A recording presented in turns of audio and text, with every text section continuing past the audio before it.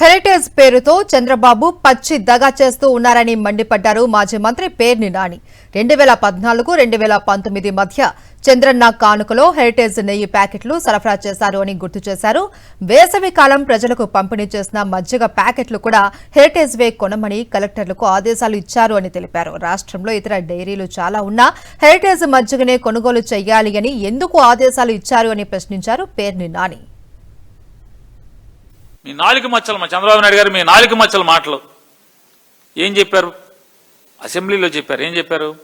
Heritage అనే నా company, నా కుటుంబ సభ్యుల కంపెనీ గవర్నమెంట్కి కానీ తిరుమల తిరుపతి దేవస్థానానికి కానీ ఒక్క కేజీ కానీ ఒక్క లీటర్ కానీ పాలు కానీ పెరుగు కానీ నెయ్యి కానీ మజ్జిగ కానీ నేను ఏనాడు సప్లై చేయలేదు. నేను గట్టిగా వార్నింగ్ ఇచ్చాను మా కంపెనీ వాళ్ళకి, గవర్నమెంట్ దగ్గరికి దేవుడి దగ్గరికి మీరు రాబాకండి అని చెప్పాను మాట్లాడాడు. ఇంతకన్నా పచ్చి దగా ఉందా అని చంద్రబాబు నాయుడు గారిని అడుగుతున్నాను. దగా ఉందా ఇంతకన్నా అంటున్నా. 14-19లో ఎన్ని లక్షల కోట్ల రూపాయలు, లక్షల కోట్ల మజ్జిగ ప్యాకెట్లు లేదా నెయ్యి ప్యాకెట్లు చంద్రన్న కానుకలో మీరు నెయ్యి వాడారా లేదా? హెరిటేజ్ నెయ్యి సప్లై ప్రజలకు పంచిపెట్టారా పంచలేదా? చెప్పండి.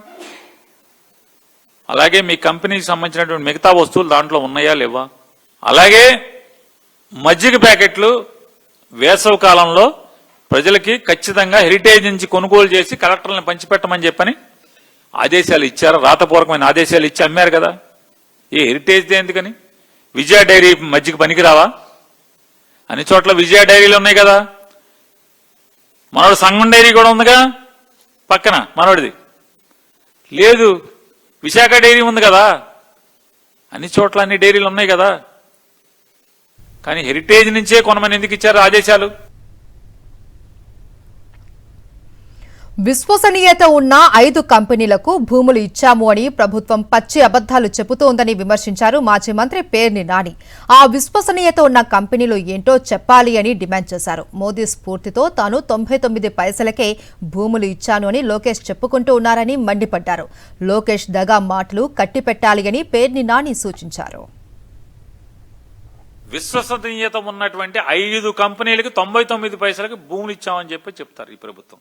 99 పైసలకంట, 99 పైసలకి విశ్వసనీయత అంట. ఎవడా విశ్వసనీయత ఉన్నాడు? రియల్ ఎస్టేట్ కంపెనీలా? ఎవడాడు? నారా లోకేష్ గారు నిన్న ఎప్పుడో అసెంబ్లీలో కౌన్సిల్లో మాట్లాడుతున్నారు. చట్టసభలో మాట్లాడుతూ ఆయన చెప్తారు. ఏమని మాట్లాడుతున్నారు? నాకు మోడీ గారు, భారతదేశ ప్రధానమంత్రి మోడీ గారు గుజరాత్ ముఖ్యమంత్రిగా ఉన్నప్పుడు టాటా కంపెనీకి సంబంధించినటువంటి కార్ల పరిశ్రమకి రూపాయికి ల్యాండ్ ఇచ్చాడు. ఆయనే నా స్ఫూర్తి, దాన్ని ఛాలెంజ్గా తీసుకుని 99 పైసలకు ఇచ్చానని చెప్పి మాట్లాడుతున్నాడని. నారా లోకేష్ నాయుడు గారు, దగా మాటలు కట్టిపెట్టండి మీరు, దగా మాటలు కట్టిపెట్టండి మీరు.